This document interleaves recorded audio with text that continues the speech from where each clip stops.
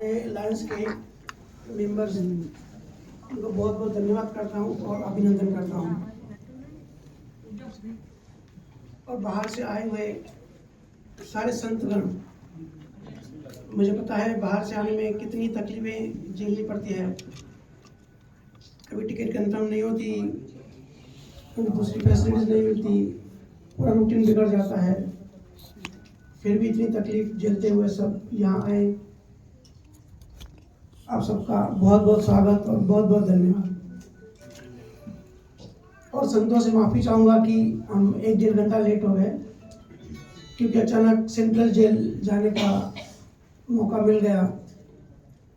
वैसे तो हम भी पृथ्वी पे एक तरह के जेल में ही रहते हैं, लेकिन वो लोग बेचारे और एक लेयर डीप में थे, तो संजोग बन गया। थोड़ी वहाँ पे ध्यान चर्चा हुई, इसलिए थोड़ा सा लेट हो गया। अभी जब बाहर से अंदर आ रहे थे, हालांकि हर बार मना ही करते हैं, लेकिन आप सबका इतना प्रेम, इतना भाव है कि जो अक्सर हम कहते हैं कि इतना तामझाम ना करिए, लेकिन फिर भी हो ही जाता है। ठीक है, गुरु का आदर गुरु से जो मिलता है उसको हम दे तो नहीं सकते, लेकिन ये एक तरह का प्रेम एक्सप्रेस करने का एक तरीका।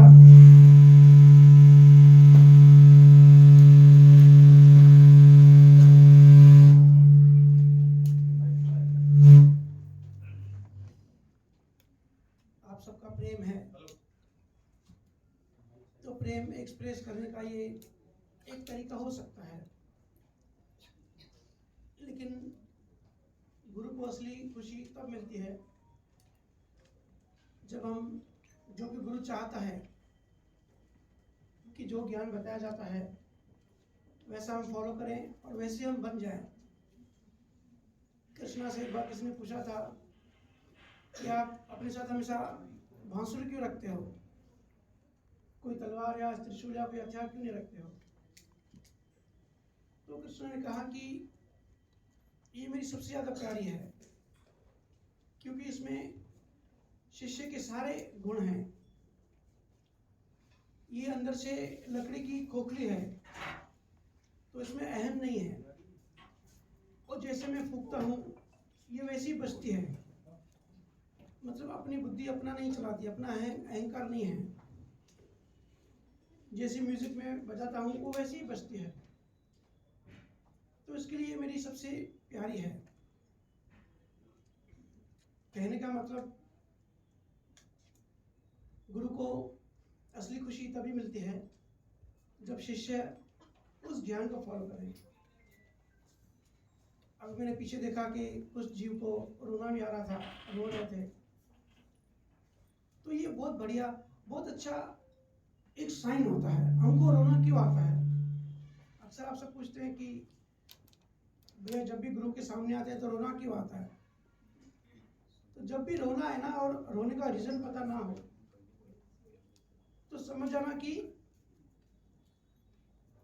गुरु की जो दी हुई दवा है वो काम कर रही है। ये एक तरह का बोध का रोना होता है। ये हमारे अंदर जो अहंकार है, जब ये ग्लेशियर, अहंकार के ग्लेशियर होते हैं, जब वो पिघलते हैं तब ऐसा रोना आता है। और ये इतना अनकॉन्शियस, इतना बेसमेंट में होता है, इसका रीजन हमको नहीं पता होता है, लेकिन ये सिम्टम्स है कि अहंकार गल रहा है। तो ये जो भाव है, जो डीप से आते हैं, ये उसका एक गुण है, उसका एक सिम्टम्स है। लेकिन गुरुजी हमेशा एक बात कहता था अपने चेलों से, स्टूडेंट से, जब भी कोई नया उसके बाद आता था ज्ञान सीखने, तो पूछता था कि आपको विद्यार्थी बनना है, स्टूडेंट बनना है या शिष्य बनना है? तो दोनों में फर्क होता है। अक्सर हम संसारी भाषा में एक ही समझते हैं कि स्टूडेंट मतलब जो ज्ञान लेता है, सीखता है, और शिष्य भी जो ज्ञान लेता है गुरु से सीखता है। और सारी दुनिया में यही माना जाता है। लेकिन हमारे हिंदुस्तान में जो केवल ज्ञानी ने जो ज्ञान दिया है, विद्यार्थी और शिष्य में फर्क होता है। क्योंकि आज गुरु पूर्णिमा का महापर्व है, तो इस पे चर्चा करते हैं। तो गुरुजी कहता था कि अगर आपको स्टूडेंट बनना है तो वैसा व्यवहार किया जाएगा, अगर शिष्य बनना है तो वैसा व्यवहार किया जाएगा। क्योंकि शिष्य स्टूडेंट जो होता है वो सीखने आता है कुछ, उस शिष्य जो होता है वो कुछ छोड़ने, जो उसने ज्ञान कमाया हुआ है, जो अहंकार उसके अंदर अहंकार के हिमालय पड़े हुए हैं, उसको पिघलाने, उसको तोड़ने के लिए आता है। शिष्य का मतलब होता है जो शीश देने के लिए रेडी रहे। विवेकानंद के बारे में भी हमने सुना है। विवेकानंद जी बड़े जिज्ञासु थे, बड़ी क्यूरियोसिटी रहती थी उनके अंदर। वो मूर्ति पूजा वगैरह में विश्वास नहीं रखते थे, और जो भी पंडित वगैरह उनसे ज्ञानी मिलते थे तो एक सवाल जरूर करते थे कि क्या आपने भगवान देखा है? तो सामने वाले कंफ्यूज हो जाते थे, फिर घुमा फिरा के आंसर करते थे या नहीं कर पाते थे। लेकिन जब सच्चे गुरु के सामने गए, जब रामकृष्ण परमहंस के सामने गए, तो उनसे पूछा कि क्या आपने भगवान को देखा है? तो उन्होंने बड़े कॉन्फिडेंस से कहा कि मैंने अच्छे से देखा है, इतनी क्लैरिटी से देखा है जैसे मैं तुझे देख रहा हूं, और तुझे भी दिखा सकता हूं। और फिर बाद में हम सबको पता है कैसी कैसी अनुभूतियां हुई।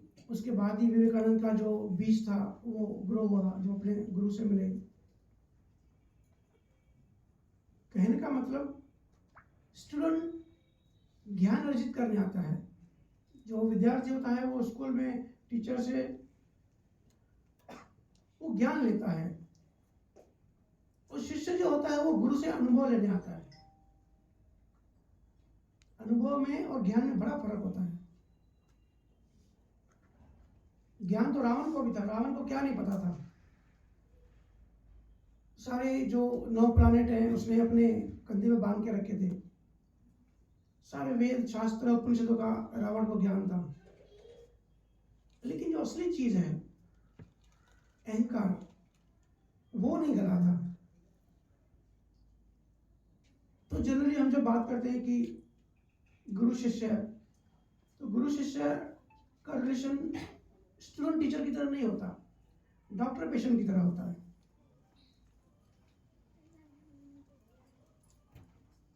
और जैसा गुरु होता है वैसा शिष्य बन जाता है। जैसा गुरु का ज्ञान होता है वैसा शिष्य में आ जाता है। जैसे कृष्ण का ज्ञान अर्जुन में आ गया। अर्जुन लड़ाई करने में डर रहा था,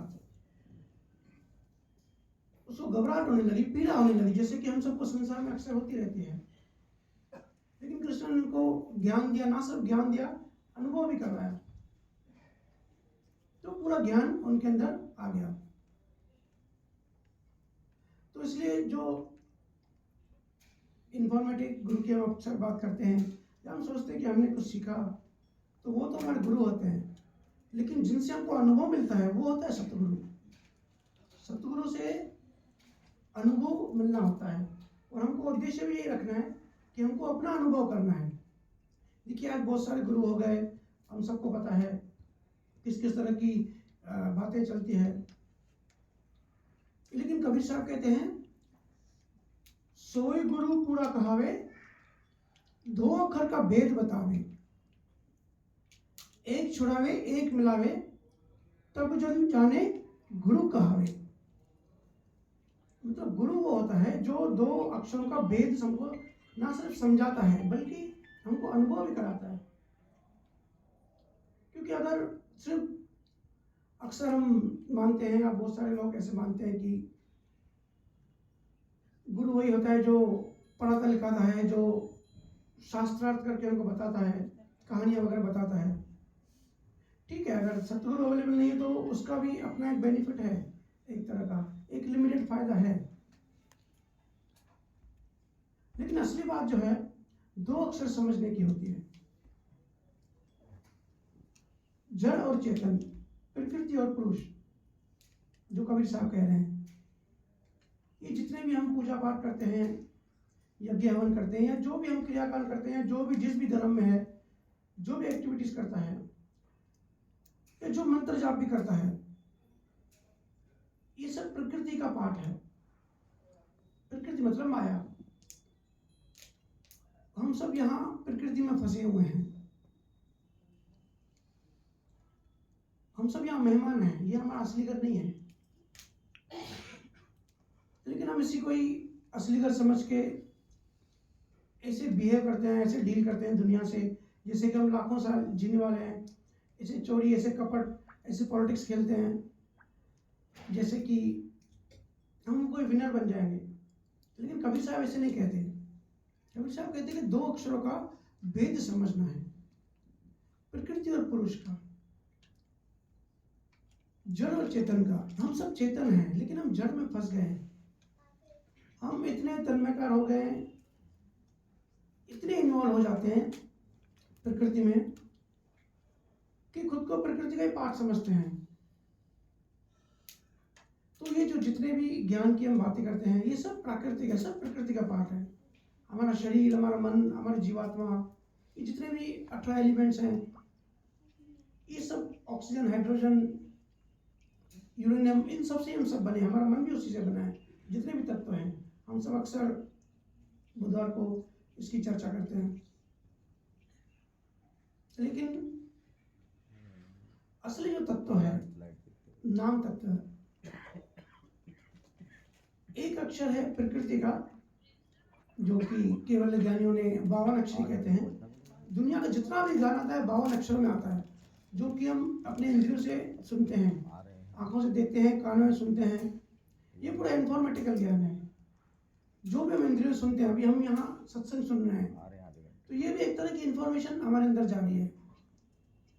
तो अगर इस इंफॉर्मेशन को हमने अनुभव में कन्वर्ट नहीं किया, तो हम प्रकृति में ही हैं। और प्रकृति मतलब जड़। हम सबको एक्सपीरियंस है, हम जब सत्संग सुनते हैं तो उस समय बड़ा अच्छा लगता है, बड़ा मजा आता है। लेकिन जब घर जाते हैं तो वैसे के वैसे हो जाते हैं, सब निकल जाता है। कई जीव मुझसे पूछते हैं जब काउंसलिंग के लिए आते हैं कि भैया हम चाहते तो हैं कि भाई ऐसे करें, ज्ञान अप्लाई करें, लेकिन प्रैक्टिकली ऐसा हो नहीं पाता। प्रैक्टिकली कुछ दूसरा ही हो जाता है। तो देखो, प्रकृति और पुरुष को अच्छे से समझना है, एक एक नियम को समझना है। प्रकृति में बहुत सारे नियम हैं, ये सब नियम काम करते हैं। हमारे जीवन की डिजाइन कुछ ऐसे बनी है, हम क्या कर सकते हैं। जो भी नाम तत्व या पुरुष तत्व या परमात्मा, आत्मा, नाम कुछ भी दे दे, नाम से फर्क नहीं पड़ता। शब्दों के जाल में ना उलझें, साइंटिफिकली कॉन्सेप्ट समझना होता है। अगर हमको मुक्त होना है तो हमको हर चीज का कॉन्सेप्ट समझना है। और कोई मोक्ष, हम अक्सर बात करते हैं कि मोक्ष कोई मरने के बाद नहीं है। अगर हम उस तत्व को, उस परम तत्व को, उसका कॉन्सेप्ट, उसका विज्ञान, उसका अनुभव कर लेते हैं, तो हम अभी इसी पर मुक्त हो जाते हैं। और हम सब इंसानों का, हम सब मनुष्य का असली उद्देश्य भी वही है। यहाँ हम कोई शादी करने, बच्चे पैदा करने, कोई करियर, पैसा बनाने नहीं आते। वो तो प्रकृति है, वो तो आप नहीं करोगे तो भी कर्मों में लिखा है, तो आपको मिल ही जाएगा। किसको अनुभव नहीं है इस चीज का? सब कुछ ऑटो मोड पे चलता है। हमको करता हुआ जरूर होता है, हमको ऐसा जरूर लगता है कि करने वाले हम हैं, हमने बिजनेस डेवलप किया, हम जॉब करते हैं, हमने घर बनाया, हमने दुकानें पैदा की, हमने अपने बच्चों को पैदा करके बड़ा किया। लेकिन थोड़ा अगर गहराई से देखिए तो सब ऑटोमेटिक चल रहा है। हमारा ब्रेन इतना बना ही नहीं इतना कि हम कुछ कर पाए। लेकिन ये माया की वजह से ऐसा भ्रम पैदा हो जाता है, इल्यूजन आ जाता है कि करने वाले हम हैं। हम कुछ करने वाले नहीं हैं। आज जेल में भी हमने यही चर्चा हुई थोड़ी सी कि आपने जो क्राइम किया वो आपने नहीं किया, वो आप प्रकृति ने आपसे करवाया, क्योंकि कर्मों में लिखा था। कोई भी कुछ भी जानबूझ के नहीं करता, जो जैसा लिखा होता है वैसे ही जीवन आगे चलता है। एक सुई लगती है, एक मच्छर भी काटता है ना, उतना भी पेन होता है, तो वो पेन भी लिखा होता है। पास्ट लाइफ के बनाए हुए कर्मों का वो रिजल्ट होता है, कॉज एंड इफेक्ट। ठीक है ना? मैं चाहूंगा कि ये वन वे कम्युनिकेशन ना हो, आप भी कुछ क्वेश्चन आपको बीच बीच में पूछ सकते हैं। तो असली बात, क्योंकि समय भी कम है, ज़्यादा समय मैं ना गंवाऊंगा। असली बात है दोनों तत्वों को समझने की कि प्रकृति कैसे चलती है, प्रकृति की डिजाइन कैसी है, काम कैसे करती है, उसके नियम समझने की। और जो दूसरा तत्व है चेतन तत्व, जिसको शुक्राचार्य महाराज नियक्षर कहते हैं, कबीर साहब शब्द कहते हैं, अलग संतों ने अलग व्याख्या दी है। वो तत्व क्या है, वो कैसे काम करता है। अगर हम प्रकृति के डिपार्टमेंट में रहेंगे, प्रकृति के अंडर में रहेंगे, जो कि दुनिया के आज 90% धर्म उसी में है। इसीलिए देखो बातें बड़ी बड़ी हम करते हैं, बातें बड़े प्रेम की करते हैं, बातें अच्छी अच्छी करते हैं, लेकिन फिर पूरी दुनिया में लड़ाई चलती है, वॉर चलती है, शांति कहीं नहीं है। दुनिया को छोड़ो, अपने मन में देखो, शांति नहीं है, किसी को भी सेटिस्फेक्शन नहीं है, सुकून नहीं है। एटलीस्ट हम सब इंसान हैं, कुत्ते बिल्ली नहीं है। इस बात की खुशी होनी चाहिए, इस बात का धन्यवाद भी करना चाहिए। रोज लाखों लोग सोते हैं, सुबह बहुत लोग नहीं उठते, नींद में अटैक आ जाता है। तो हम जब सुबह जिंदा उठते हैं तो प्रभु को, परमात्मा को धन्यवाद नहीं कहते। उठते ही हम शिकायत शुरू कर देते हैं, इसने ये किया, उसने वो किया, इसकी वजह से मेरा नुकसान हो रहा है। फिर इसमें कोई सरप्राइज नहीं है कि डिप्रेशन के इतनी प्रॉब्लम बढ़ रहे हैं, इतने मानसिक तनाव बढ़ रहे हैं, क्योंकि हमको जीवन जीने का ढंग नहीं पता। गुरु से जब अनुभव मिलता है ना, तो सबसे जो पहला ज्ञान खुलता है वो होता है जीवन जीने का ढंग। हमारी स्टाइल गलत है, बढ़ बढ़ के शिकायतें हैं, बढ़ बढ़ के एक्सपेक्टेशंस हैं, उम्मीदें हैं। हमेशा हम दूसरों को गलत देख के दूसरों को सुधारने की कोशिश करते हैं, और हमको एक्सपीरियंस है, कोई किसी को सुधार नहीं सकता। हस्बैंड वाइफ है, पूरी जिंदगी एक दूसरे को सुधारने की कोशिश करते हैं। और जो बुजुर्ग है उनसे पूछिए कि आप सुधार पाए अपनी वाइफ को, या वाइफ से पूछिए हस्बैंड को सुधार पाए, बोलेगा पूरी जिंदगी ऐसी निकल रही है। क्योंकि प्रकृति का पार्ट है, कोई किसी को नहीं बदल सकता, कोई किसी को नहीं सुधार सकता। लेकिन हम अपनी ऊर्जा वेस्ट करते हैं। हम सब एनर्जी है, हम सब ऊर्जा है, हम सब जीवात्मा है। आज युवा में देखो, युवा मतलब जो खास करके टीनेजर्स हैं, टीनेजर्स मतलब उनमें बहुत सारी ऊर्जा होती है, वो नए नए होते हैं, जिंदगी की अभी शुरुआत हुई होती है, लेकिन उनको डायरेक्शन नहीं पता होती है। एनर्जी को एक प्रॉपर डायरेक्शन में चैनलाइज करना होता है, लेकिन युवाओं को डायरेक्शन नहीं है, और एनर्जी को कैसे यूटिलाइज करे, कहाँ करे, नाम तत्व का भेद नहीं होता। ध्यान सिमरन मेडिटेशन में नहीं जाते, बड़ा डिफिकल्ट लगता है। और किसके पास आज टाइम है, हर कोई अपनी अपनी लाइफ में बिजी है, तो टाइम नहीं निकाल पाते हैं। अभी देखो, जब हम जेल गए तब हमारे साथी जो साथ में थे, उनको रियलाइज हो रहा था कि भाई मालिक का शुक्र है कि हम जेल में नहीं हैं, हम बाहर हैं। तो बेचारों को किसी इनकी यहाँ जिंदगी है, लेकिन हम जो बाहर घूमते हैं हमको याद भी नहीं होता कि हम भी जेल में जा सकते हैं। हम तो खुद को बादशाह समझते हैं, हम यहाँ आज़ाद हैं। हालांकि हम भी कैदी हैं, लेकिन हम उनसे कंपेरेटिवली, हमको थोड़ा सा फ्रीडम है, हमको समय है, लेकिन समय का यूटिलाइज नहीं करते। वही चोरी चकारी, कपट, बेईमानी, बिजनेस चलाना है, ये करना है, वो करना है, इसमें हमारी पूरी एनर्जी बर्बाद होती जा रही है। तो प्रकृति का एक नियम होता है, प्रकृति में कहा ना बहुत सारे नियम होते हैं, उसमें से एक नियम होता है कि अगर आप ऊपर नहीं उठोगे, अपनी चेतना को ऊपर नहीं उठाओगे, तो आपकी चेतना नीचे गिरेगी। जैसे वो कहावत है ना कि जब तक सच घर से निकलता है, झूठ धरती के 17 चक्कर लगा चुका होता है। क्योंकि झूठ या असत्य वो खुद ही चलता है। अब देखो,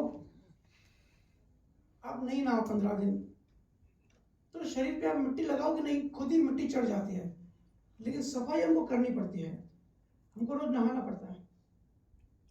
प्रकृति की कोई भी आप चीज देख लो, जो असत्य है, जो झूठ है, वो खुद ही होता है, और वो समय के साथ गिरते जाता है। जैसे डिप्रेशन, हमारे पास जो पेशेंट आते हैं वो तो डायरेक्ट जब डिप्रेस हो जाते हैं तब आते हैं, जब ब्रेन में केमिकल रिएक्शंस इम्बैलेंस हो जाता है तब वो आते हैं। लेकिन शुरुआत कैसे होती है? हम सब बिजी हैं अपनी अपनी जिंदगी में, प्रकृति के कामों में, ध्यान के लिए समय नहीं होता। और एनवायरमेंट ऐसा होता है, घर में फैमिली वॉर चलता है, कोल्ड वॉर चलता है, पॉलिटिक्स चलती है, राजनीति चलती है, फिर आदमी घर से बाहर निकलता है कि घर में प्रेम नहीं मिलता, बाहर प्रेम ढूंढता है या ऑफिस जाता है, फिर ऑफिस का कॉर्पोरेट की पॉलिटिक्स, हर जगह से देखो तनाव तनाव है, चारों जगह से प्रेशर है।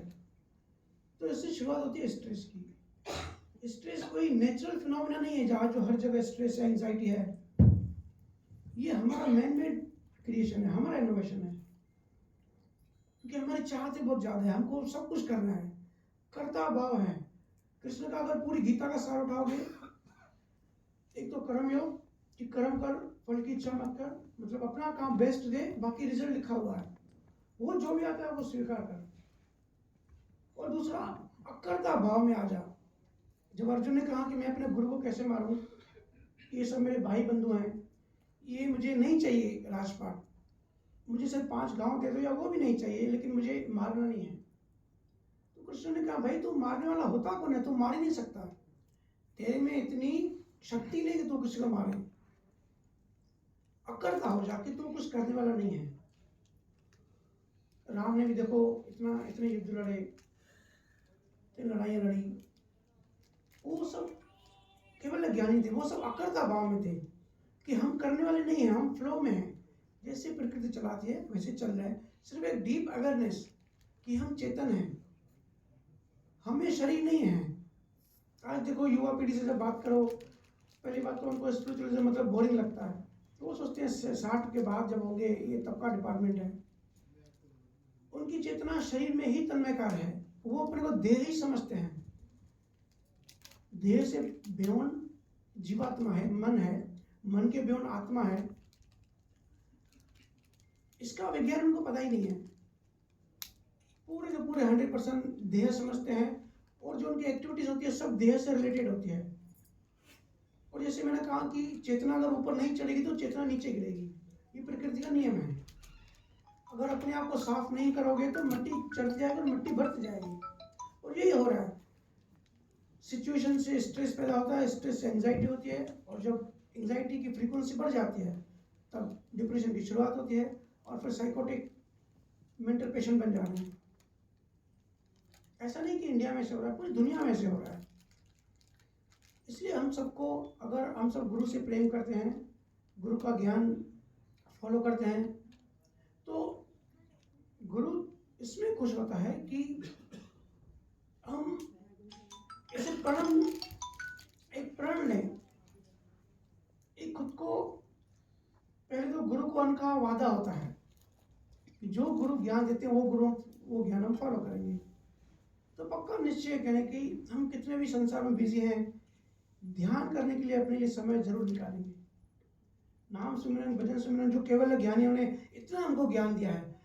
गुरु नानक का आदि ग्रंथ पढ़िए, पूरा नाम सुमिरन का है, और वो बहुत बड़े वैज्ञानिक थे, इनको स्पिरिचुअल साइंटिस्ट कहते हैं। महावीर स्वामी, गौतम बुद्ध, ये सब साधना है, उन्होंने साधना पे जोर दिया, ध्यान पे जोर दिया। और हिंदुस्तान के ज्ञानियों ने पूरी दुनिया को ज्ञान दिया ध्यान का। लेकिन हम सब काम करते हैं, सिर्फ ध्यान के लिए टाइम नहीं निकालते। तो बहुत डिफिकल्ट लगता है।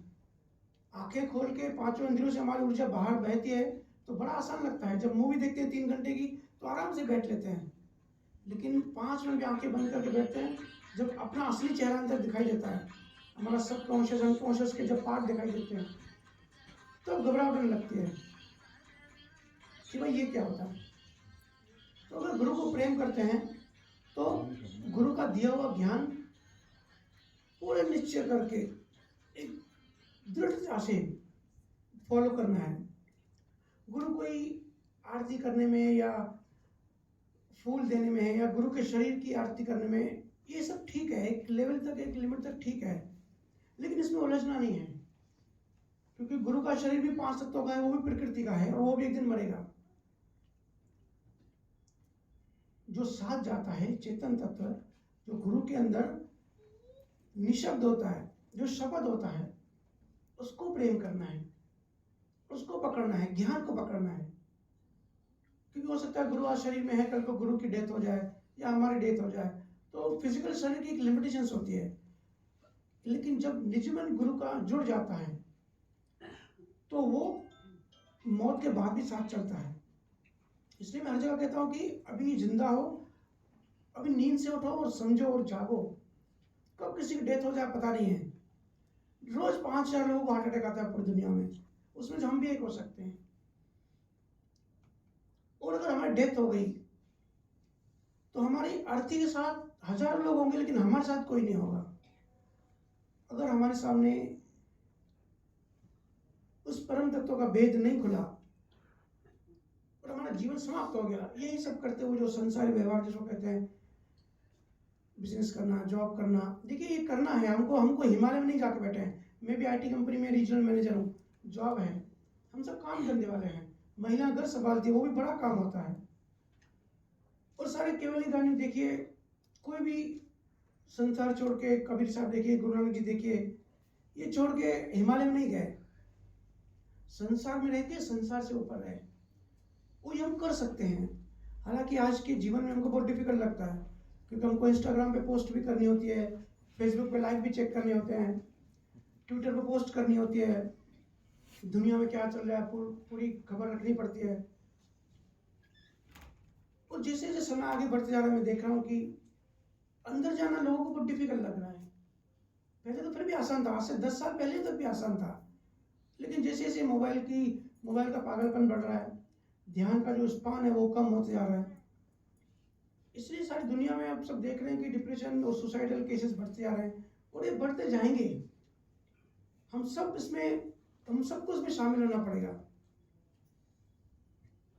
तो आज हम गुरु पूर्णिमा दिन एक प्रण लें कि चाहे कुछ भी हो जाए, दुनिया इधर की उधर हो जाए, ज़्यादा नहीं तो 24 घंटे में एक आधा घंटा, 23 घंटा हम दूसरों की सेवा करते हैं, माँ बाप की, पति की, पत्नी की, बच्चों की, दूसरों के लिए जीते हैं। काम धंधा दूसरों के लिए करते हैं ना, हर कोई कहता है परिवार के लिए कहते हैं। ये आधा घंटा अपनी आत्मा को देंगे, ये आधा घंटा खुद के लिए होगा। क्योंकि अगर डेथ हो गई और हमने परम तत्व जानने के लिए एक क्यूरियोसिटी पैदा नहीं की, रिसर्च नहीं किया, तो फिर बड़े हम चक्करों में जाने वाले हैं। फिर इस जन्म में जितने हमने क्रियावन कर्म बनाए हैं, अंत समय में उसका एवरेज निकलेगा, उसका सार निकलेगा। और ये जीवन में जैसी हमारी मति होगी, जैसा हमारा अंदर का भाव होगा, जैसे हमने नए कर्म बनाए होंगे, अंत समय वही हमारे सामने आएगा, उसका एवरेज बनेगा। उससे फिर नए कर्मों का जो कारण है, जो कॉजल बॉडी कहते हैं, उससे कॉजल बॉडी बनेगी। फिर अगर हमने पैसे में या किसी काम वासना में मोह किया, तो यहाँ शरीर छूटा, जीवात्मा निकली, दूसरा डीएनए उसका रेडी है, सांप का, बिच्छू का, जानवरों का शरीर रेडी है। फिर पता नहीं कितने लाखों चक्कर मार के आने पड़ेंगे, कितनी बार जानवर बनना पड़ेगा। ये फैक्ट है, ये साइंटिफिक फैक्ट है। हम जब प्रारब्ध कर्म की बात करते हैं ना, तो 10 साल पहले लोग पूछते थे कि भैया इसका साइंटिफिकली प्रूफ क्या है कि लॉ ऑफ कर्म काम करता है। लेकिन आज इसका साइंटिफिकली प्रूफ अवेलेबल है। कनाडा में बहुत अच्छी रिसर्च हुई है कि हम जो भी एक्टिविटी करते हैं, हमको ब्रेन सिग्नल देता है, तब वो एक्टिविटी करते हैं। हमारा अगर ब्रेन कहता है कि हाथ ऊपर करो, तो हम हाथ ऊपर करते हैं। लेकिन ब्रेन को भी मैसेज कहाँ से आता है, वो साइंटिफिकली प्रूव्ड है कि ब्रेन को भी कोई कंट्रोल करता है। ब्रेन को भी कुछ सबकॉन्शियसली कुछ उन्होंने इलेक्ट्रोमैग्नेटिक वेव चेक करी, पकड़ी कि ब्रेन को भी कोई मैसेज दे रहा है। तो ये जो प्रारब्ध कर्म, जो हमारे गुरु ने हमको इतना सारा साहित्य दिया, इतना ज्ञान दिया, जिसकी आज हम कदर नहीं करते, जिसकी आज हम वैल्यू नहीं करते। हम सबका बच्चों से पूछिए आपका हीरो कौन है, वो कहेंगे निकोला टेस्ला। लेकिन बहुत कम लोगों को पता है निकोला टेस्ला का हीरो था विवेकानंद। वो स्वामी विवेकानंद को फॉलो करते थे। हम अट्रैक्ट होते हैं वेस्ट की तरफ, वेस्ट अट्रैक्ट होता है हमारी तरफ। तो हमारे केवल ज्ञानियों का ज्ञान समझें, इंटरेस्ट लगाएं, फोकस करें, और जितने बड़े हैं पहले तो वो इंटरेस्ट लगाएं। जब वो जब इंटरेस्ट लगाएंगे, जब वो रिसर्च करेंगे, उसके बाद उनके बच्चों में इंटरेस्ट आएगा। क्योंकि बच्चों के जो रोल मॉडल होते हैं स्टार्टिंग में माँ बाप ही होते हैं, अपने घर के आसपास ही होते हैं, ठीक है ना। तो एक प्रण लें कि ज़्यादा कर तो अच्छा है, लेकिन जो बहुत बिजी है, कम से कम आधा घंटा तो कम से कम निकालना है। क्योंकि जब आंखें बंद करके बैठेंगे 10-15 मिनट तो संसार के विचार ही चलते हैं। जो भी काम धंधा किया, या ये सब्जी बनानी है, कल की प्लानिंग, ये सब चलता रहेगा। वो मन का एक प्रकृति का नियम है, उसमें कोई प्रॉब्लम नहीं है, उससे लड़ाई भी नहीं करनी है। जैसे किडनी काम करती है, जैसे लीवर काम करता है, हमारा उसमें इन्वॉल्वमेंट नहीं होता। ऐसे ही मन भी प्रकृति का पार्ट है। हम पूरा सिस्टम है, हम सिर्फ शरीर नहीं है, हम मन भी हैं। ये जीवात्मा का वो भी प्रकृति से बनी है, तो उसको अपना काम करने दो। विचार से लड़ाई नहीं करनी है। विचारों को देखो बहुत जगह पे ऐसे आते हैं कि ओवर थिंकिंग हो जाती है, फ्रीक्वेंसी बढ़ जाती है, फिर हम डॉक्टर के पास जाते हैं, साइकेट्रिक के पास जाते हैं, साइकोलॉजिस्ट के पास जाते हैं। फिर जो साइकोलॉजिस्ट है, साइकेट्रिक, वो हमको सीबीटी देता है, कॉग्निटिव बिहेवियर थेरेपी। अब देखो बड़ी गजब की बात है। अब इसमें समझना हमारे ज्ञानी ने कितना ज्ञान दिया है।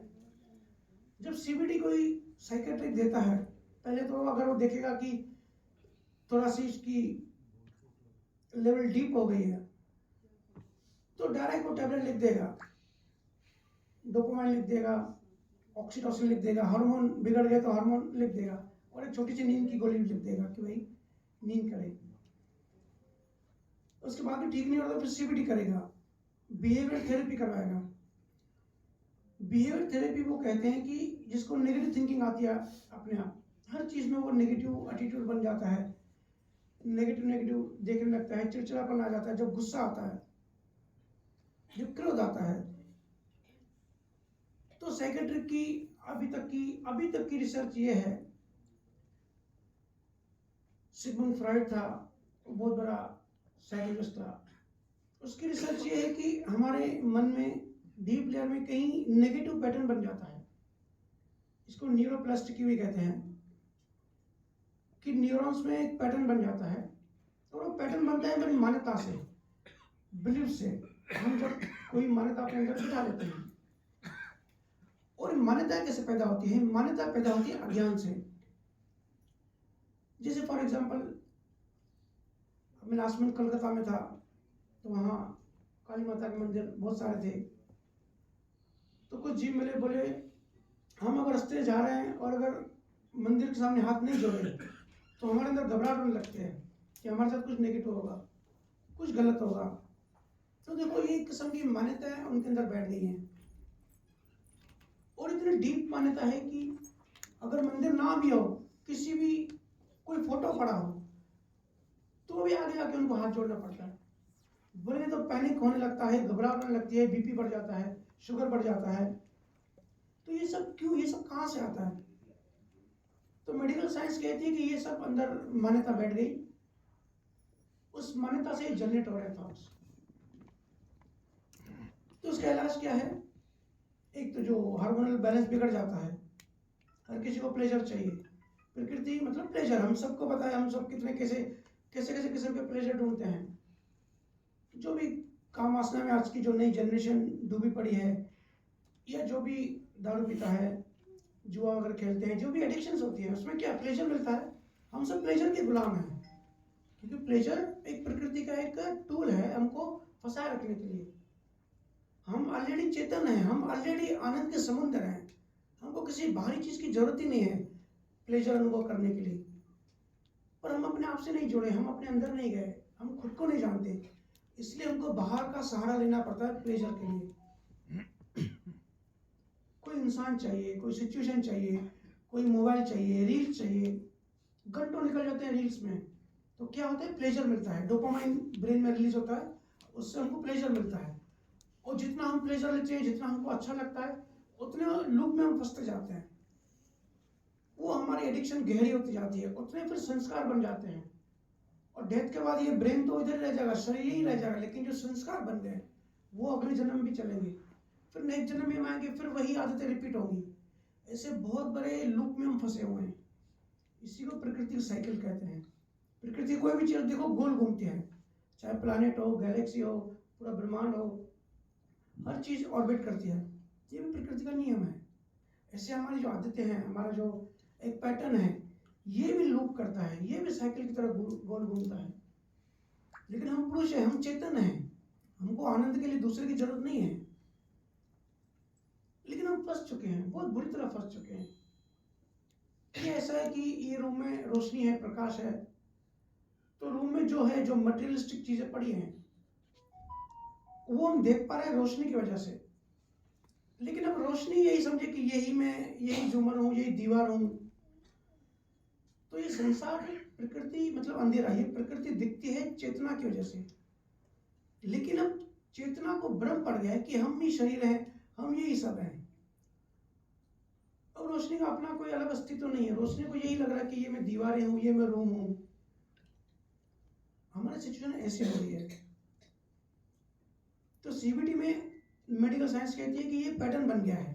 फिर डॉक्टर लोग उस पैटर्न को ब्रेक करने की जो ऊपर की जो थेरेपीज होती हैं वो कराते हैं कि भाई अगर आप नेगेटिव हो तो आंखें बंद करके अपने आप को मैसेज दो कि भाई आप अच्छे हो और डर निकल रहा है। ये वर्चुअल थेरेपीज, आंखों में एक चश्मा आता है खास किस्म का, वो लगा के डर और फोबिया दूर भगाते हैं। लेकिन ये बड़े टेम्पररी, बड़े छोटे छोटे हैं। बहुत लोगों को अनुभव है कि उससे कुछ ठीक नहीं होता, क्योंकि इसकी जड़ें बड़ी डीप अनकॉन्शियस में है। वहां तक हमारी पहुंच नहीं है, ना ही किसी डॉक्टर की पहुंच है। आज तक मेडिकल साइंस वहां नहीं पहुंचा। लेकिन जो कबीर साहब ने ज्ञान दिया है, जो गुरु नानक जी ने दिया है, जो सुखराम जी महाराज ने दिया है 500 साल पहले, उनकी वहां तक रीच है। कबीर साहब के बीजक में ये सब पहले से बताया हुआ है। कैसे एक इंसान का मन काम करता है, कैसे बहुचित्त मन होता है, multi personality, DID, dissociation identity disorder, इस बीमारी को नाम आगे बाहर से। ये बीमारियां और इसके इलाज केवल ज्ञानियों ने पहले ही बताया हुआ है। और हम सब बीमार हैं, चाहे छोटे बीमार हैं चाहे बड़े बीमार हैं। हम सबको मन की बीमारियां हैं। हम सबको खुद को पता है, किसी बाहर जाने की जरूरत नहीं, किसी दूसरे से पूछने की जरूरत नहीं। अगर अपने मन से पूछेंगे तो हमको सब पता है। पूरे दिन कैसे कैसे भाव उठते हैं, कैसे कैसे थॉट्स आते हैं, हम क्या क्या करना चाहते हैं। ये तो हमको फ्रीडम नहीं है, और थोड़ा सा कानून का डर भी है। अगर ये सब हट जाए तो हम क्या क्या क्या पागलपन हम करना चाहते हैं, हम सबको पता है। तो ये ऊर्जा है, ये ऊर्जा जो हमने पिछले जन्मों में और इस जन्म में अंदर डीपली भर दी है, इसको निकालना है, इसको डिलीट करना है। जितनी ऊर्जा ज्यादा होगी अंदर फंसी हुई रिप्रेस्ड एनर्जी, उतना पागलपन, उतना उतावलापन ज्यादा होगा।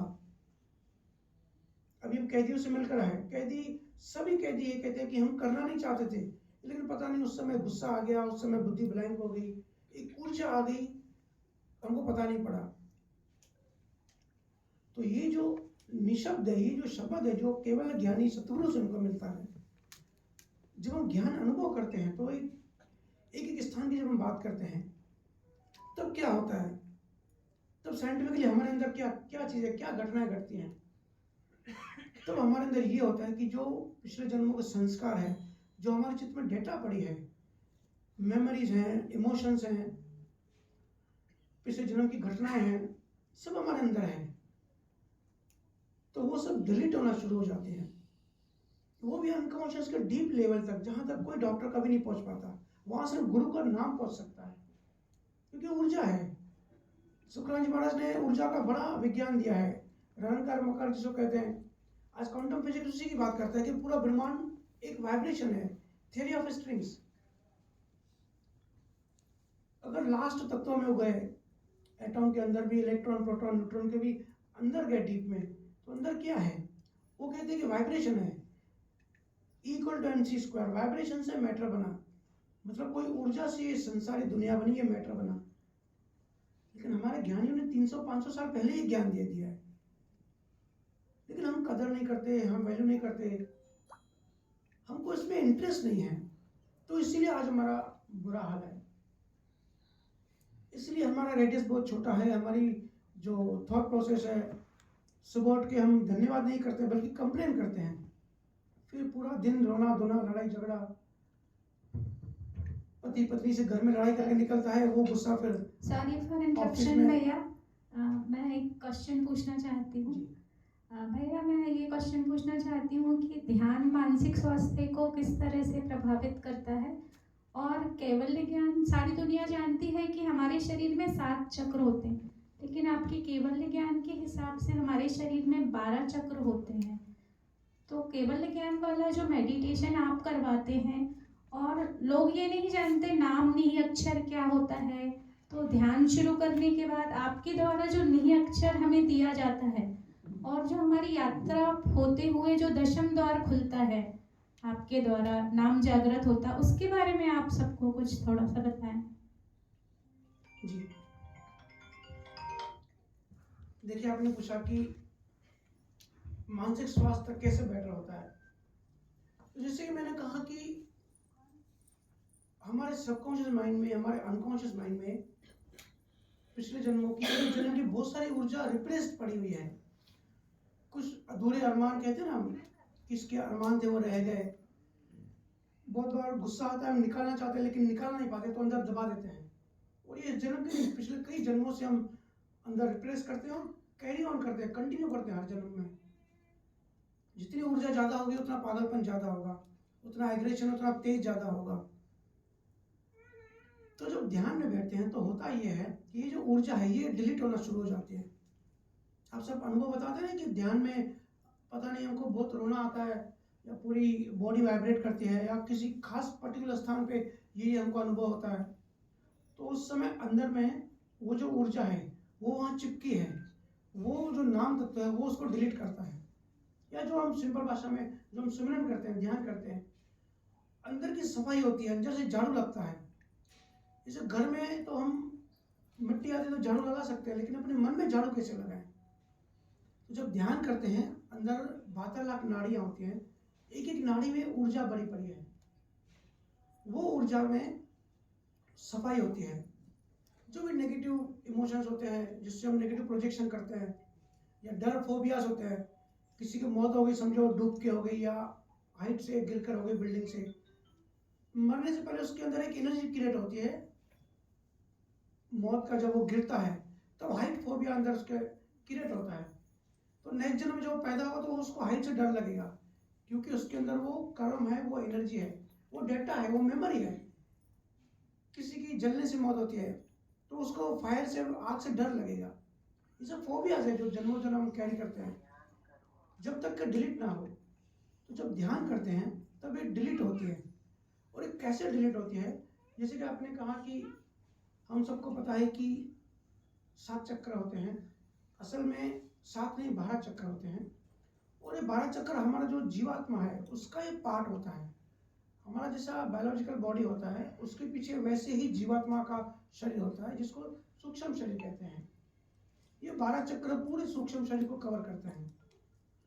और जिसको चक्र कह ले, स्थान कह ले, वो क्या होता है, वो एक एनर्जी सेंटर होता है। हर एक चक्कर एक एनर्जी का सेंटर होता है।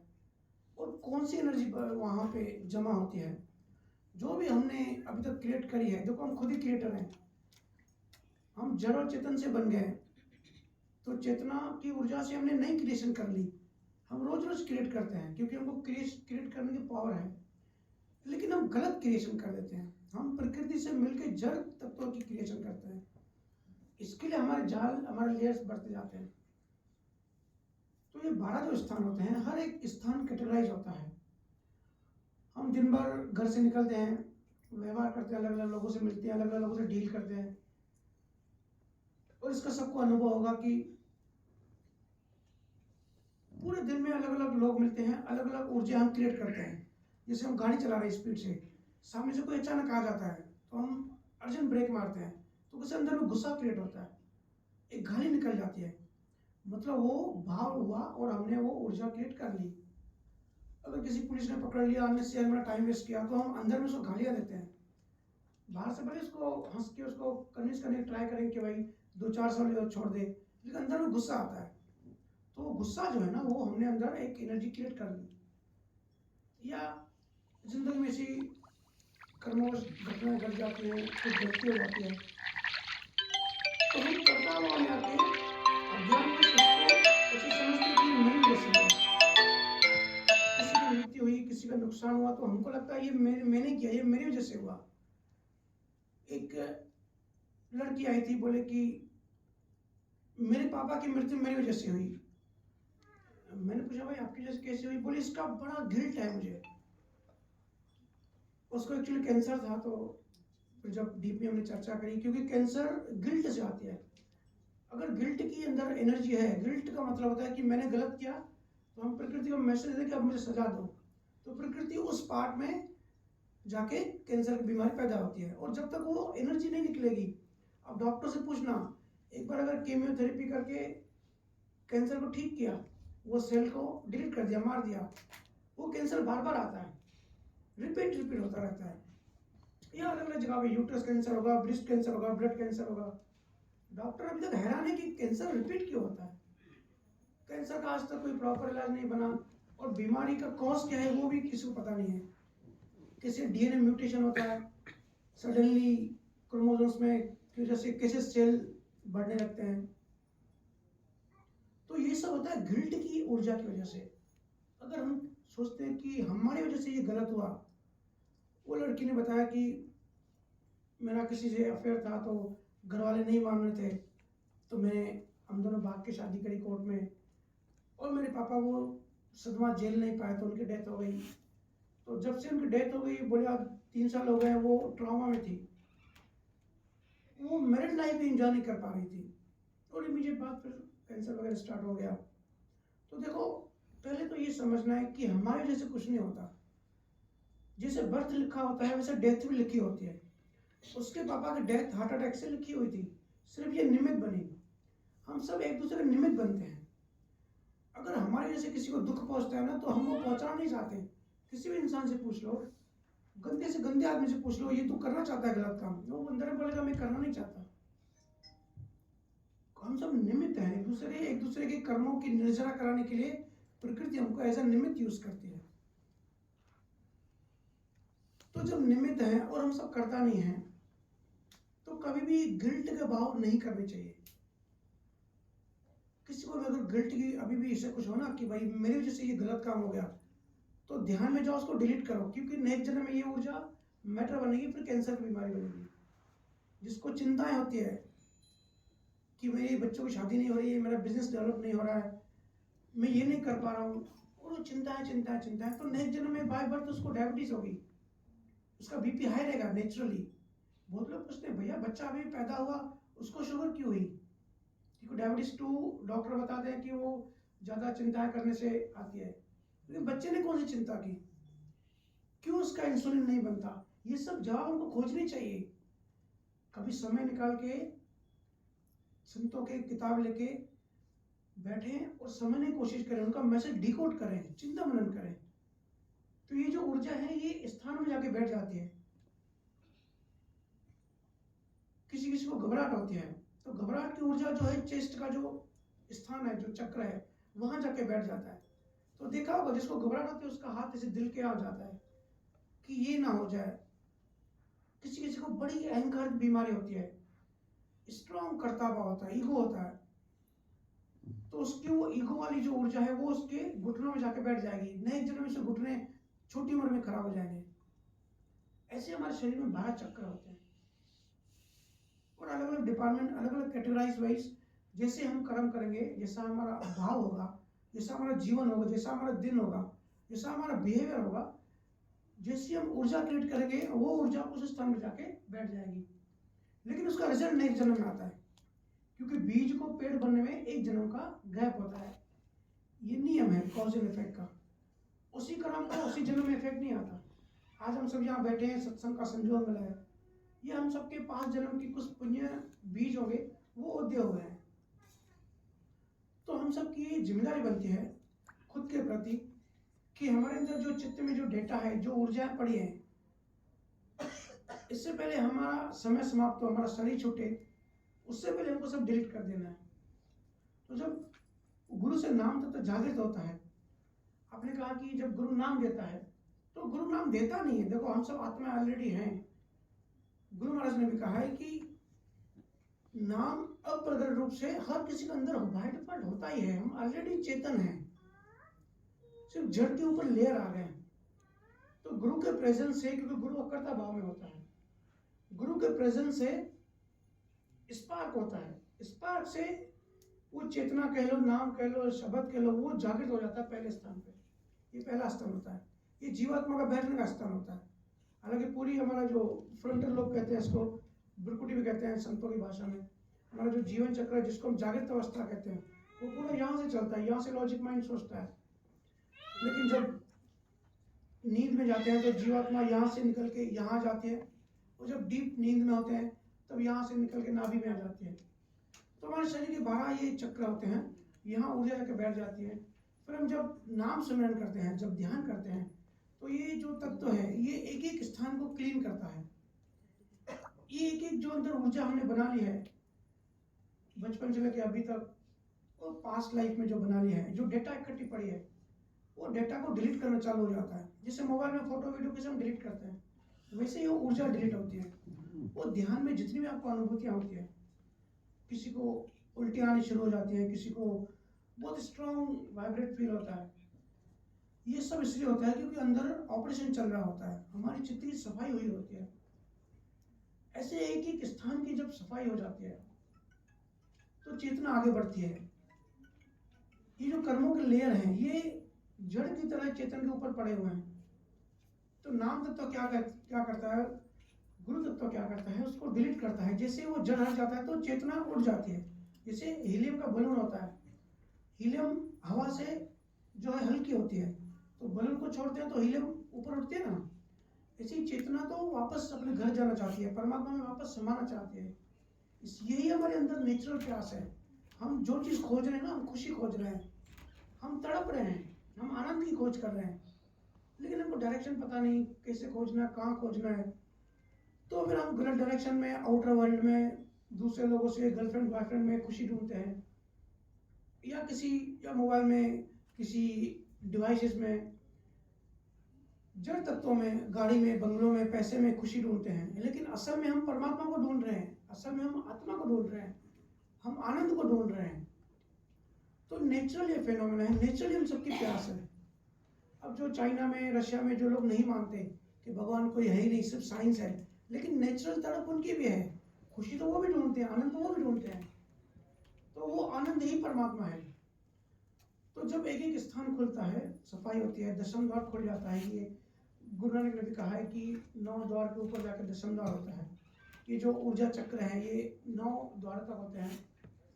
अगर मरने से पहले हमारा दशम द्वार नहीं खुला, 9 द्वारों में हम भटके, तो 9 द्वारों का एक माया का पिंजरा होता है। तो कभी हम अच्छे कर्म करेंगे तो स्वर्ग में जाएंगे, कभी नरक में जाएंगे, कभी प्रेत योनि में जाएंगे, कभी कीड़े मकोड़े बैक्टीरिया बनेंगे, पेड़ बनेंगे। मतलब एक पिंजरे से निकले दूसरे पिंजरे में, पिंजरे के अंदर ही घूमते हैं अलग अलग डायमेंशन में। लेकिन हमारा जो असली घर है, जो असली आनंद है, जो सत्य है, वो है दशम द्वार के बाहर। तो जब दशम द्वार खुलता है, दशम द्वार के ऊपर चेतना को स्थिर होना होता है, स्थिर प्रज्ञा कहते हैं उसको। उसके बाद क्या होता है, ये बहुत आगे की अवस्था है, लेकिन अभी दीदी ने क्वेश्चन पूछा तो थोड़ी चर्चा कर लेते हैं। उसके बाद जिसको समाधि कहते हैं, जब कोई चेतना दशम द्वार के ऊपर स्थिर होने लगती है, जो अनाहत नाद, जो ध्वनि सुनाई देती है, वो ध्वनि भी निशब्द की ध्वनि है, क्योंकि गुण सेम है। चेतना का जो गुण है वही उसका गुण है। जैसे पानी की बूंद ले लो और समुद्र ले लो, तो दोनों का गुण सेम है, दोनों के अंदर H2 है, हाइड्रोजन ऑक्सीजन है, गुण सेम है, लेकिन क्वांटिटी अलग है। ऐसे ही चेतना का जो गुण है और निशब्द का जो गुण है वो गुण सेम है, इसलिए दोनों एक होने लगते हैं। जब दशम द्वार के बाद चेतना वहां स्थिर होने लगती है, तब हमारा आंतरिक ज्ञान खुलता है। देखो, सब लोग पूछते हैं कि कबीर साहब तो अनपढ़ थे, उनको इतना ज्ञान कहाँ से आया, या महावीर स्वामी ने ब्रह्मांड का इतना ज्ञान दिया, इतना विज्ञान दिया। अल्बर्ट आइंस्टीन की जितने भी हम थ्योरीज पढ़ते हैं ना, सब जैन धर्म के जो 24 तीर्थंकर है, महावीर स्वामी है, उनकी कॉपी है। बुद्ध की जो विपश्यना है, मन की सफाई कैसे करें, तो हमारे ज्ञानियों ने सब ज्ञान पहले दिया, लेकिन ज्ञान आया कहाँ से, वो पढ़े लिखे तो थे नहीं। तो ज्ञान तो सबके अंदर पहले से होता ही है, क्योंकि हम वहां पहुंचे नहीं है, इसलिए हम छोटी सी लेवल में, छोटी सी दुनिया में घूमते हैं। तो दशम द्वार के बाद जब हम स्थिर हो जाते हैं, तब हमसे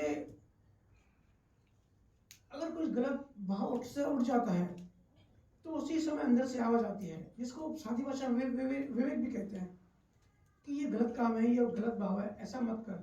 हम सबको ऐसे थोड़ा बहुत अनुभव होगा ही ना, कोई हमको अंदर रोकता है, तो गुरु की आवाज होती है, वो निशब्द होता है, वो प्रज्ञा है, आत्मा की प्रज्ञा, वो रोकने लगती है कि भाई हमारा ये असली काम नहीं है, हम यहाँ घर बसाने नहीं है, हम यहाँ मेहमान हैं। हम बाहर जाते हैं तो कैसे मेहमानों की तरह रहते हैं कि टेम्पररी है, सिर्फ यूज करना है। बाहर जाते हैं, होटल में रहते हैं, होटलों की जो चीज़ें वो यूज़ करते हैं, उस पर हमारा अधिकार नहीं जमाते, हम मालिक नहीं बन जाते।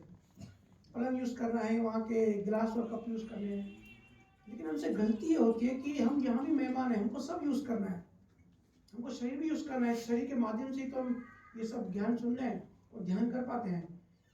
इससे सब चीज़ हमको यूज़ करनी होती है। इवन जो लग्जर लाइफ मिलती है, जो फैसिलिटीज़ होती हैं, गाड़ी बंगला हमको मिलता है, वो भी हमको यूज़ करना होता है, लेकिन उसके मालिक नहीं बनना होता है। हम मालिक बन जाते हैं, ये सबसे बड़ी गलती हो जाती है। तो अकर्ता भाव में मालिक की भाव ना करते हुए दशम द्वार के बाद जब हम ऊपर स्थिर हो जाते हैं तो हमारे नए कर्म बनना बंद हो जाते हैं। और जो संचित कर्म पड़े हैं, लाखों जन्मों से हमने डेटा सेव की है। हम जब जानवर थे, जब सांप थे, अभी होमोसेपियंस जो धरती, डायनासोर तो 6 करोड़ साल पहले थे, धरती तो 4 अरब साल से है, और हम इंसान 2 लाख साल से हैं। तो 2 लाख साल से जो इंसान है, जीवात्मा बार बार जन्म ले रही है, तो आप सबको अनुभव होगा कि हमको नेचर बड़ा अच्छा लगता है। जंगल, नदियाँ, पहाड़ बड़े प्यारे लगते हैं। तो ऐसे प्यारे क्यों लगते हैं? क्योंकि हम भी कभी ना कभी जानवर थे, हम भी उन जंगलों में रह चुके हैं, उसकी मेमोरी हमारे अंदर है। और इसका दूसरा एग्जाम्पल ये समझिए कि हम सब मोबाइल यूज करते हैं, लेकिन बहुत रेयर, बहुत कम लोगों को मोबाइल का सपना आता होगा। मोबाइल का सपना नहीं आता है लोगों को, ये बहुत रेयर आता है, क्योंकि मोबाइल अभी अभी बनी है, अभी 10, 15, 20 साल हुए हैं। तो हमको, हमारे चित्तों को पास्ट एक्सपीरियंस नहीं है, पास्ट इंफॉर्मेशन नहीं है कोई मोबाइल की, इसलिए मोबाइल के सपने कम आते हैं। हालांकि हम पूरा दिन यूज करते हैं। हाँ, आज से 10, 15, 20, 50 साल बाद जब हम सब शरीर छोड़ेंगे, फिर जब जीवात्मा नया शरीर लेगी, तब बार बार सपने आएंगे मोबाइल के। लेकिन अभी हमारे सपनों में क्या आता है? घोड़ा आता है, जानवर आते हैं, पेड़ पौधे आते हैं ज़्यादातर, क्योंकि वो हमारे अंदर वो डेटा पड़ी है। तो इस डेटा को डिलीट करना है। तो ये जो संचित कर्म है, ये दशम द्वार के बाद जब स्थिर हो जाते हैं तो ये संचित कर्म ज्ञान अग्नि से जल जाते हैं। और हम सुबह उठते से लेकर रात को सोने तक जो कर्म बनाते हैं, नए नए कर्म, नए नए भाव करते हैं, इसको कहते हैं क्रियावन कर्म। तो रोज हम कर्म बनाते हैं, क्रिएट करते हैं, और जैसे ही हम बैठते हैं साधना करने, ध्यान करने, ये नए कर्म हम डिलीट कर देते हैं। तो तीनों टाइप के कर्म हमारे जीरो होते हैं। और प्रारब्ध कर्म जो हमारा अभी जीवन चल रहा है, अंतिम श्वास तक पहले से लिखा जा चुका है। हम कौन से उम्र में क्या करने वाले हैं, कितने बीमार होने वाले हैं, हमारा शरीर कैसे बिहेव करने वाला है, ये सब लिख चुका है पहले से ही। हमारी मौत कैसी होगी, कहाँ होगी, मौत का बड़ा मेनू होता है। हमारी शादी किससे होगी, हम लड़का बनेंगे, लड़की बनेंगे, शादी के बाद हम खुश रहेंगे या दुखी रहेंगे, ये सब पहले से तय है कर्मों की वजह से। मैंने कहा ना, यहाँ मच्छर काटे इतना दुख भी पहले से लिखा होता है। इतनी डीप एल्गोरिथम है प्रकृति की, इतना बड़ा ये साइंस है। तो प्रारब्ध कर्म जब तक हमारा अंतिम समय, अंतिम श्वास चलेगी, तब तक वो श्वास चलेगी।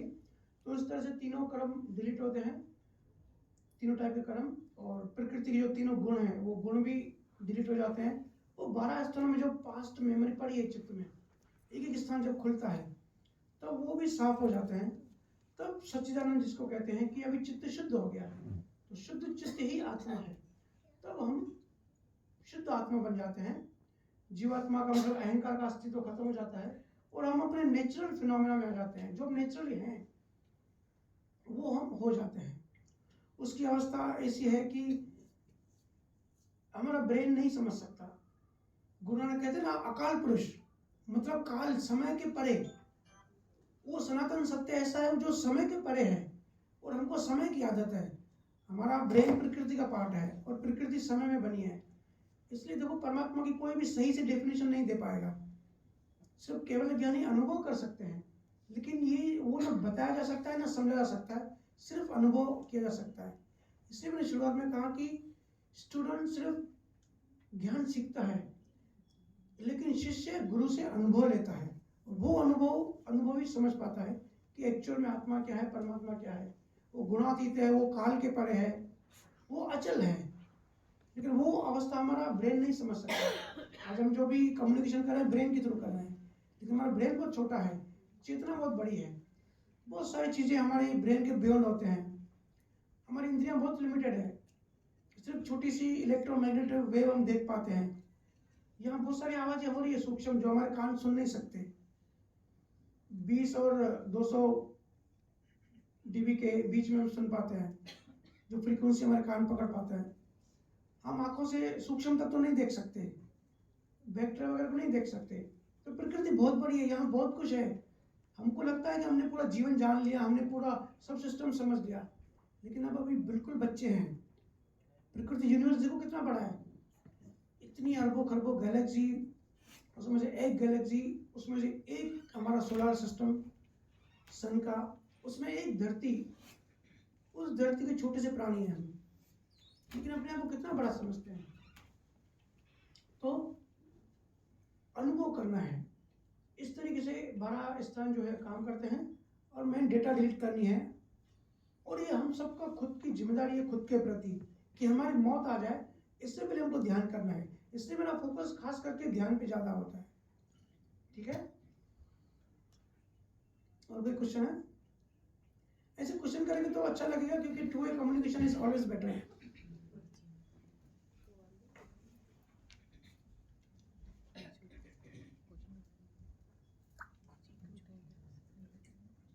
क्या गुरुजी रामा, मनुष्य इस आए हैं अपन एक ये कह लीजिए कि हमें जो आपने कहा ऑरा मिला हुआ है, उसकी दौड़ कहाँ तक सीमित रहेगी। इस दौड़ में हम अपने आप को कहाँ तक सीमित रख पाएंगे इस पूरे आडंबर वाले जीवन में भी। तो हमें कितना भागना है और कितना अपने प्रति इन चीज़ों को देखते हुए सत्यता में भी जीना बहुत बड़ी आज के समय में बात है। लोग बाग भ्रमित तो हैं झूठ के साथ। तो इसमें थोड़ा सा मैं आपसे गुरुजी चाहूँगा कि हम अपने जीवन को कहाँ तक ले जाके अपने आप को रोक पाएंगे, अपने आप से कितना उसको ये कह लीजिए एक एनालिसाइज करके कि हम यहाँ पर आज हम रुक सकते हैं। जी, देखिए बड़ा अच्छा क्वेश्चन आपका। आपने कहा कि हम कहाँ तक दौड़ सकते हैं, हम कहाँ तक पकड़ सकते हैं। देखो, ये सबसे बड़ी बीमारी है, इसी को कर्ता भाव कहते हैं। हमको लगता है कि हम दौड़ रहे हैं, हम कर रहे हैं। तो जैसे कि आपने पूछा कि कहाँ तक जा सकते हैं, तो इंसान कहीं नहीं भागता। अंतिम हाथ में कुछ नहीं आता। जो कोलू का बैल होता है ना, पूरा दिन मेहनत करता है, पूरा दिन गोल घूमता है, दौड़ता है। उसको लगता है मैं बहुत मेहनत करता हूँ, लेकिन कहीं पहुंचता नहीं है, वहीं गोल गोल घूमता है। हम सब यही करते हैं। हर जन्म में पैदा होते हैं, बड़ा होते हैं, और पाते हैं कि हम इस परिवार में हमने जन्म लिया, नेचुरली माँ बाप मिल गए, ये भाई बहन मिल गए। फिर जब बड़े होते हैं थोड़ा सा अहंकार डेवलप होता है, फिर आता है कि पढ़ाई करनी है, करियर बनाना है। करियर क्यों बनाना है? शादी करनी है। शादी क्यों करनी है? उसका सार होता है काम वासना। फिर पढ़ाई करो, जॉब करो, बिजनेस करो, ऐसी लाइफ फ्लो में चलती जाती है। और ये प्रारब्ध है, ये नेचुरल है। मैंने कहा ना कि जब जीवात्मा शरीर छूटती है, अगला शरीर उसका रेडी होता है कर्मों की वजह से, और वो अगला शरीर 100 साल का, 80 साल का, पूरा जीवन भर उसका कैसे निकलने वाला है वो पहले से तय होता है। लेकिन क्योंकि हम बार बार उसी फ्रीक्वेंसी में फंस जाते हैं, उसी लूप में फंस जाते हैं, तो हमको यही जीवन लगता है कि यही जीवन है। शादी करो, बच्चे पैदा करो, पैसा कमाओ, थोड़ी शान शौकत दिखाओ, दूसरों से हम कैसे बेटर हो, दूसरों को अपना पैसा कैसे हम शो करें तो हमको रेस्पेक्ट मिलेगी, हम तो वीआईपी हैं। फिर बच्चा बड़ा होता है, समाज उसके पीछे पड़ता है कि भाई सगाई कब कर रहा है, एंगेजमेंट कब कर रहा है। फिर वो एंगेजमेंट करता है, फिर सर खाते हैं कि शादी कब हो रही है। फिर शादी होती है तो फिर पूछते हैं बच्चे कब पैदा करता है। मतलब ऐसा है कि पीछे सब लगे रहते हैं समाज पूरा। फिर जब बच्चे पैदा हो जाते हैं तब देखो तो खुद ही माँ बाप बच्चे होते हैं, लेकिन बच्चे पैदा कर दिए। अब बच्चे पैदा करने के लिए कोई सर्टिफिकेट तो लगता नहीं है, कोई क्वालिटी या कोई ट्रेनिंग तो लगती नहीं है।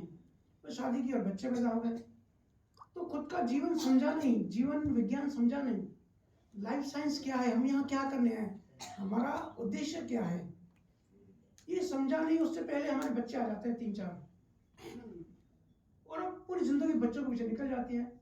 सबको एक्सपीरियंस है, बच्चों को पालो, खाना खिलाओ, बड़ा करो, सुबह से लेकर रात तक। कई महिला कहती है भैया आधा घंटा भी ध्यान नहीं कर पाते। अरे क्यों भैया, बच्चे छोटे हैं ना, रोना धोना करते हैं।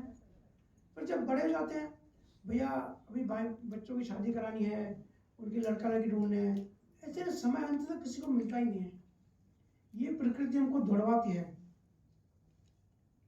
बच्चे अभी बेचारे का ब्रेन ग्रो हुआ नहीं। बहुत 60 साल के लोग भी बच्चे होते हैं, बच्चा बुद्धि होते हैं। अंडरस्टैंडिंग अलग बात होती है और एज फैक्टर, शरीर की एज अलग बात होती है।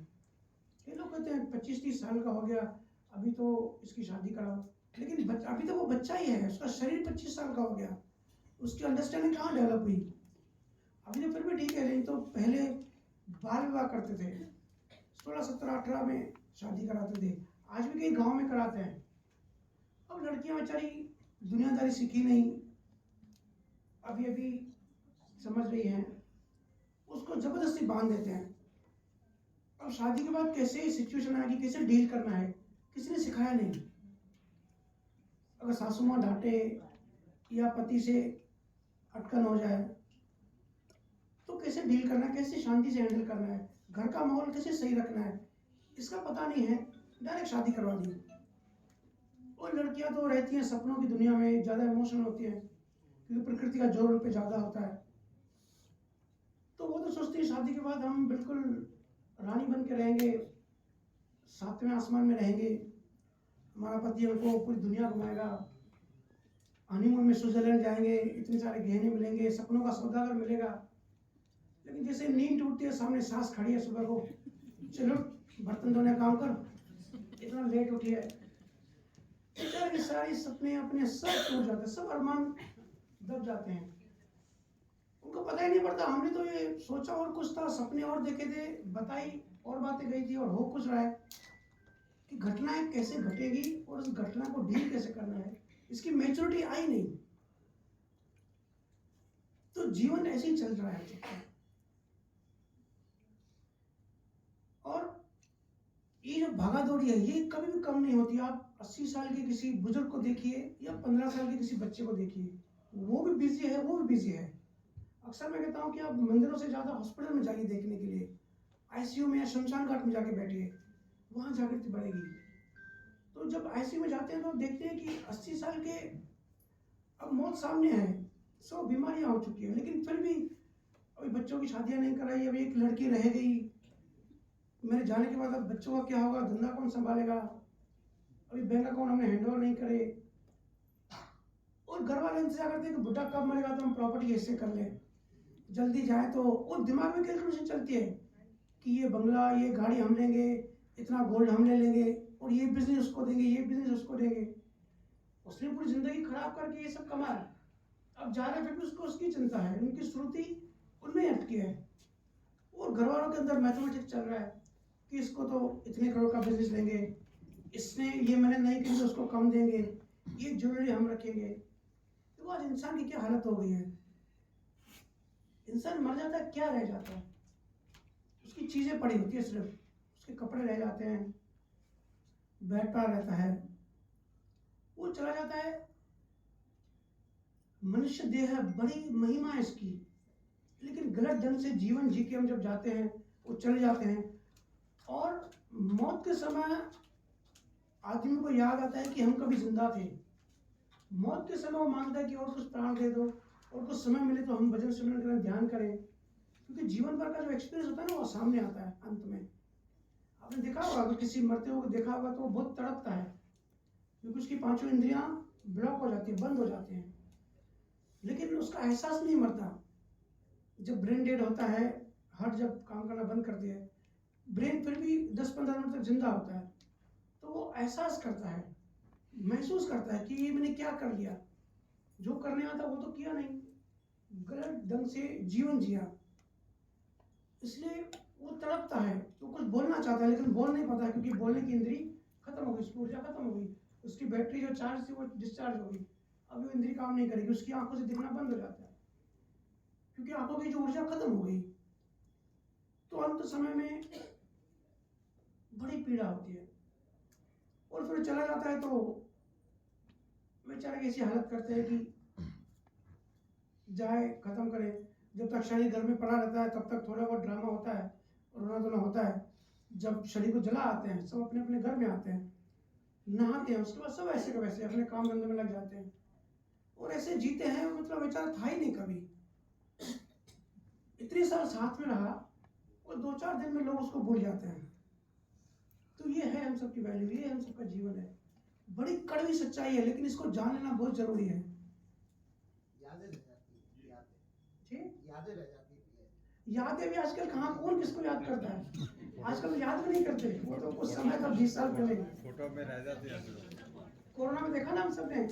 कोरोना में जब खुद पे मौत आई, हालांकि कोरोना का समय बड़ा अच्छा था, सब लोग जागरूक थे। प्रश्न पूछना चाहती हाँ, पूछिए।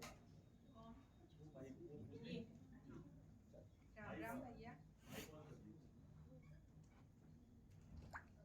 राम राम भैया। ऐसे बोलो। आपने स्टार्टिंग ही यहाँ से करी कि आप जब एंटर कर रहे थे तब कुछ लोगों के आंखों में आंसू आ रहे थे प्रेमवश गुरु के।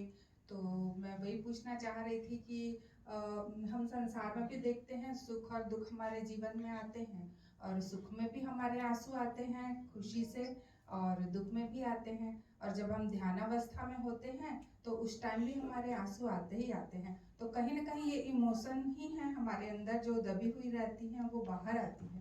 पर मेरा एक इस पर थोड़ा डीप मनन चिंतन रहा, और मुझे इस पर जानना चाह रही थी कि कभी कभी हम देखते हैं कि ध्यानावस्था में भी हम जाते हैं और आंसू आते हैं ना, तो उसमें कभी राइट आंख से आंसू आते हैं, कभी लेफ्ट आंख से आंसू आते हैं, और कभी कभी ऐसे होते हैं कि दोनों आंख से आंसू आते हैं। तो थोड़ा इस आंसू का विज्ञान ही थोड़ा समझाएं प्लीज। देखिए, आंसू, अब हमारे 2 आंखें हैं, 2 आंखों से आंसू आते हैं तो हम उसको सेम समझते हैं, लेकिन आंसू दिखने में सेम होते हैं लेकिन अलग अलग भाव से आते हैं। ये सब जितना भी है, जो भी इमोशन से आंसू आते हैं वो प्रकृति का पार्ट होता है। लेकिन जैसे कि गुरु के सानिध्य में जो आंसू आते हैं या गुरु के प्रेम में जो आंसू आते हैं, वो प्रकृति का पार्ट नहीं होता। वो आंसू बोध से आता है। एक आंसू होते हैं जो इमोशन से आते हैं, एक आंसू बोध से आता है। वो आंसू अंदर के, जैसे कि मैंने कहा कि ग्लेशियर्स जब पिघलते हैं, जैसे हमारा अहंकार है, सबसे बड़ा मुश्किल काम होता है अपने अहंकार को जलाना।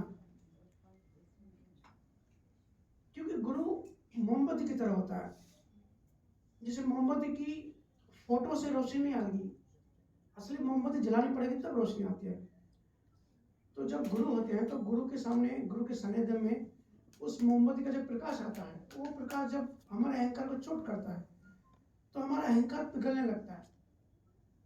तो हमारा जब अहंकार पिघलता है तब जो चेतना है वो हल्का महसूस करती है। चेतना के ऊपर अहंकार का भार है, चेतना के ऊपर जड़ तत्वों का लेयर्स है। तो चेतना जब वो बोध करती है, चेतना को जब वो अनुभव होते हैं, तब वो बोध के आंसू होते हैं जो गुरु प्रेम में आते हैं या अहंकार पिघलने से आते हैं। जो सच्चे आंसू होते हैं, इसका रीजन पता नहीं होता, वो नेचुरली आते हैं। कई लोग आप सभी कहते हैं ना कि बस भैया याद करके आंसू आ गए, या बिना किसी रीजन के आंसू आ गए, तो ये बोध के आंसू कहते हैं इसको। ज्ञान, उसमें ज्ञान खुलता है, विवेक खुलता है। दूसरे आंसू होते हैं जो इमोशन से आते हैं। हम बहुत दुखी होते हैं, बहुत परेशान होते हैं, हमारे अकॉर्डिंग जिंदगी चलती नहीं है, पति सुनता नहीं है, पत्नी सुनते नहीं है, घर में बहुत झगड़े हैं, पैसे की दिक्कत है, बच्चों की फीस भरनी है, रेंट भरना है, स्ट्रगल चल रहा है जिंदगी में, कुछ भी सही से नहीं हो रहा, तो अंदर ये ऊर्जा बढ़ जाती है, डिप्रेस हो जाती है।